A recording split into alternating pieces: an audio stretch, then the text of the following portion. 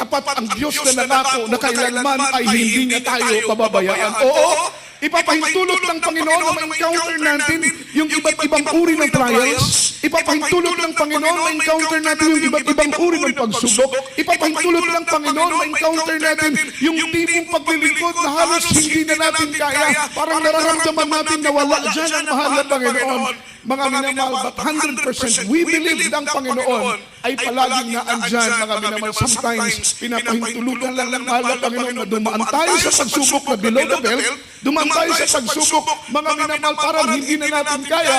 Pero makita mo, mga minamahal, hindi ka pa rin pababayaan ng ating mahal na Panginoon. Sa panahon na suko ka na, sa panahon na wala kang magagawa, makita mo yung pagtulong ng mahal na Panginoon.